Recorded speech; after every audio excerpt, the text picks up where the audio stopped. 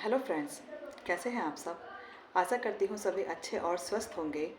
आज की जो मैं ये कहानी लेकर आई हूँ, यह कहानी है उत्तर प्रदेश के बनारस का एक थाना लगता है भेलूपुर। और भेलूपुर क्षेत्र का एक इलाका लगता है भदेनी। यह भदेनी की एक सच्ची घटना है। और घटना ये काफ़ी बड़ी है। इसमें एक लड़का सीधे सीधे 5 कत्ल कर देता है, और उन 5 कत्ल के पीछे क्या राज होता है ये जानिए। तो वो लड़का होता है और उसका एक भाई था, एक बहन और उसके मम्मी पापा सभी खुशनुमा अपने जीवन को बिता रहे थे। ये लगभग 27 साल पहले की बात है। 1997 की बात है कि जो उसके माता पिता थे वो घर में सब खुशहाल थे और अच्छे से रह रहे थे। तभी दो लोग आते हैं और आकर 7 गोली तो उस बच्चे के, उस टाइम पे वो बच्चा बहुत छोटा होता है, लगभग 6 साल का, और वो उसको ताबड़तोड़ गोलियां लगाई मारी जाती हैं। तो जो वो बच्चा था, उसके पिता के जब सर में एक गोली मारी जाती है तो उसके मांस का जो सीथड़ा होता है वो जाकर उस बच्चे के मुंह पर गिरता है, और फिर उसकी माँ को गोली मारी जाती है। लेकिन सिर्फ इतना वो कर दिया जाता है रहम करम कि उन तीनों बच्चों को नहीं मारा जाता। माता पिता पर ताबड़तोड़ गोलियां चलाकर वो दोनों लोग वहाँ से चले जाते हैं। उन पर किसी तरह की कोई कार्रवाई नहीं होती है और वो वहाँ से निकल कर चले जाते हैं। तो लगभग ये 4-5 साल का बच्चा था, देख रहा था, एक लगभग 2.5 साल का बच्चा था, और इन्हीं में एक लगभग 3.5 साल की बहन थी। तीनों अपने उसके बाद अनाथ हो जाते हैं। तो उनके ताऊ आते हैं और ताऊ उन तीनों बच्चों को लेकर अपने घर चले जाते हैं। तो उसके जब उन तीनों बच्चों को लेकर चले जाते हैं तो उनका ताऊ का जो मकान होता है 27 साल के बाद इतना बड़ा होता है कि उसमें 40 किराएदार फैमिली के साथ रह रहे होते हैं। तो लगभग उसमें आप ये मानकर चलिए कि 1 से 1.5 लाख रुपए मंथली इनकम उन लोगों की आती थी, क्योंकि 3 बच्चे तो वो थे जो उन्होंने अपने छोटे भाई के पाले थे, और 3 बच्चे उनके अपने होते हैं। और ये 6 लोग उस परिवार में, और एक बूढ़ी दादी होती है जो बीमार, अक्सर बीमार ही रहती है। इतने लोग परिवार में रहते हैं। तो ताऊ काफ़ी पैसे वाले होते हैं, क्योंकि 1.5 लाख तो उनकी इनकम थी। वैसे भी उनका कारोबार काम सब बहुत अच्छा था। इसी बीच जो ये विशाल उर्फ विक्की होता है वो सो रहा होता है। तो ताऊ और ताऊ का बेटा आते हैं और उस लड़के को बहुत मारते हैं, बहुत मारते हैं। क्योंकि माँ बाप नहीं थे तो उन तीनों बच्चों को एक नौकर की तरह ही ट्रीट किया जाता था। खाना ज़रूर उन लोगों को मिलता था, लेकिन एक नौकर की तरह ही ट्रीट वो होते थे। बहन को सारे दिन घर का काम करना होता था, और जो दोनों भाई थे वो खेतों में गाय का, भैंस का सब काम करते थे, पढ़ाई भी करते थे। तो लड़के ने एमबीए किया था, विशाल उर्फ विक्की ने एमबीए करके तो लेकिन सुबह सुबह आकर उसको ताऊ का बेटा और ताऊ उसे खूब बुरी तरह से मारते हैं। मारने के बाद में वो रोता है, बिलखता है और एक कोने में जाकर बैठ जाता है। कहता है कि अगर आज मेरे माँ बाप जिंदा होते तो वो मुझे प्यार से ज़रूर अपने गले लगा लेते और मुझे इतना पिटने भी नहीं देते। ये सोचकर फिर वो ये डिसीज़न लेता है कि मैं एमबीए कर रहा हूँ, कर चुका हूँ, लास्ट ईयर था उसका, तो मुझे अब इस घर में नहीं रहना। और वो ये अपना पूरा मन बना लेता है, और वो अपने भाई से कहता है कि भाई मैं अब यहाँ नहीं रहूँगा। छोटा भाई होता है, छोटी बहन होती है। तो बहन भी उसे बहुत रोकती है कि भैया कहीं मत जाओ, कम से कम यहाँ पर यह है कि हमारी पढ़ाई हो रही है, हम पेट भर खाना खा लेते हैं, बाकी काम तो होते हैं, कोई बात नहीं भैया मत जाओ। बहुत समझाती है बहन भी और भाई भी, लेकिन वो जिद इतनी पकड़ जाता है कि वो नहीं मानता। और इसके बाद में वो लड़का वहाँ से चला जाता है। जाने के बाद 3 साल तक वो किसी को मुड़ के नहीं देखता, ना कोई फ़ोन कॉल करता, ना किसी से बात करता है, और ना किसी से कुछ भी वो करता है। और एक छोटी सी कंपनी में वो नौकरी कर लेता है अपने लायक। नौकरी करने के बाद जब उसे 3 साल बीत जाते हैं तो बैठे बैठे उसके जहन में एक बात आती है कि मेरे माता पिता को गोली से मारा था तो मैं अब उसका बदला ज़रूर लूँगा। क्राइम चाहे छोटा हो या बड़ा, सज़ा सबकी है। और ऐसा भी नहीं है कि गलत काम करके इंसान छुप सकता है, नहीं छुप पाता, पकड़ा ज़रूर जाता है। 27 साल के बाद वो लड़का भी लगभग ऐसा ही था, 30-32 साल का होगा। उसके जहन में ये बात आती है।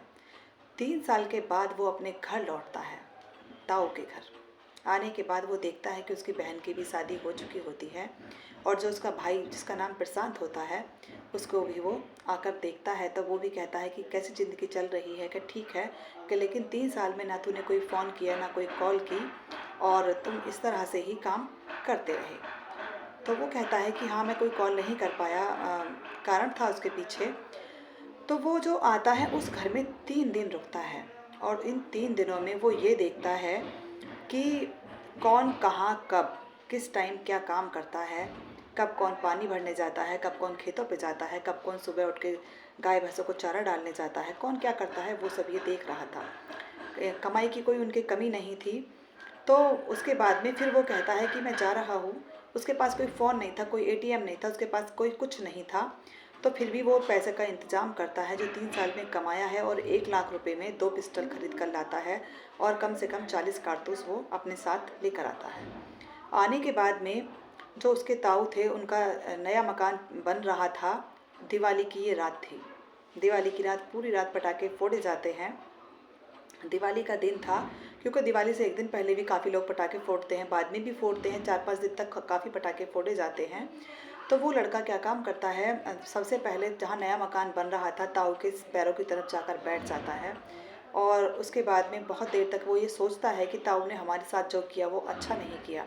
और फिर वो गोलियां निकालता है और ताबड़तोड़ 6 गोलियां अपने ताऊ के सीने में और दिमाग में मारकर, जिस तरह से उसके पिता को मारा था, जिस घटना को वो देख रहा था, सेम उसी तरह से अपने ताऊ को मार देता है। और क्योंकि दिवाली के पटाखों के चक्कर में उसका बंदूक की गोलियों की भी आवाज़ लोगों को सुनाई नहीं देती। उसके बाद फिर वो आता है और आने के बाद कैमरे से बचता हुआ, उसे ये भी पता था कि कॉलोनी में कहाँ कहाँ पर कैमरे हैं, वो 3 दिन में पूरी रिसर्च कर लेता है और आकर वो फिर पीछे की साइड से अपने मकान में सबसे ऊपर वाले फ्लोर पर जाकर लेट जाता है, छत पर, जहाँ तक वो 40 मंजिल मकान था, पीछे पीछे से ही वो मकान की छत पर जाकर लेट जाता है। उसे पता था कि ताई 5 बजे पानी चलाने आती है और आने के बाद जब से ताई समर चलाने आती है तो वो ताई में भी 3 गोलियां मार देता है और ताई भी वहीं पर ढेर हो जाती है। दिवाली के पटाखों के शोर के चक्कर में कोई ध्यान नहीं दे पाता इस चीज़ पर। उसके बाद में फिर वो आता है। आने के बाद में जो उसका भाई था, जो उसको मारता था, ताऊ का बेटा होता है, जो उसे पिटाई मारा करता था, फिर वो उसके जैसे गोलियों की आवाज़ से उसको थोड़ा आहट होती है, वो उठकर भागता है और भागकर बाथरूम में छुप जाता है। चीखने चिल्लाने की हालत में वो नहीं रहता है, क्योंकि एक डर उसके अंदर बहुत बुरा बैठा हुआ था कि ये आज हमें मार देगा। तो वो एक लात मारता है बाथरूम में और बाथरूम की कुंडी भी टूट जाती है। टूटने के बाद में फिर वो उस लड़के में 3 से 4 गोलियां मारता है। मारकर फिर उसकी जो बहन होती है, उसकी बहन बहुत ही, मतलब वो 13 साल की बहन थी उसकी, और जाकर फिर रागिनी उसका नाम होता है, और जाकर अपनी बहन में भी गोली 3 मार देता है। 3 गोली उसमें मार देता है। मारने के बाद और वहाँ से फिर उसकी बूढ़ी दादी बचती हैं, जो कि हमेशा बीमार रहती हैं, उनके पास जाता है और जाने के बाद दादी के पैर छूकर वहाँ से निकल जाता है। तो उसका भाई जो उसके संपर्क में रहता है, वहाँ से वो निकलने के बाद में अपने भाई से भी किसी तरह का कोई संपर्क नहीं करता और सीधा अपनी पिस्टल जो होती हैं उन्हें वह फेंक देता है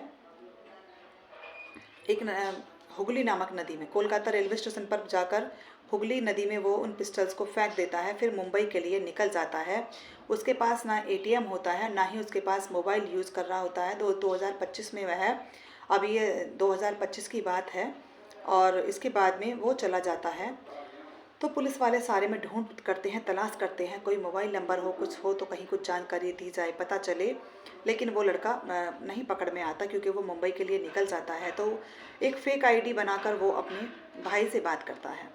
तो जब उसको उसकी रियल आईडी से ढूंढा जाता है तो वो नहीं मिल पाता, लेकिन जो उसका भाई था उसके भाई पे रिसर्च की जाती है और तो पता चलता है कि उसका भाई जो फेक आईडी पर बात करता था तो वो उसका भाई ही होता है। और उस फेक आईडी के जरिए उसके भाई को पकड़ लिया जाता है। पुलिस उससे पूछती है कि तुमने ऐसा क्यों किया, घर में कोई भी नहीं छोड़ा, ऐसा क्यों किया? तो वो कहने लगा कि मैंने जो सबको मारा है वो इसलिए मारा, मैंने 5 लोगों को क्योंकि दोनों भाई मारे, बहन मारी और ताऊ ताई दोनों मार दिए, कि कहीं कोई सिरफरा मेरे जैसा बच जाता तो वो भी मेरे परिवार को ख़त्म कर देता। इसलिए मैंने आज सबको मार दिया, क्योंकि 27 साल पहले मैंने भी अपने माता पिता को इस तरह मरते हुए देखा था। तो देखिए, बदले की भावना मन में नहीं रखनी चाहिए, क्योंकि ये बदले की भावना बर्बाद कर देती है। और दिल में माफ़ करने का भी जुनून होना चाहिए। पनिशमेंट देना तो बहुत आसान होता है, लेकिन किसी को माफ़ कर कर हम बहुत दिल से बड़े बन जाते हैं। Thank you and have a nice day. Please मेरे चैनल को सब्सक्राइब कीजिएगा, लाइक, कमेंट और शेयर कीजिए। Thank you and have a nice day.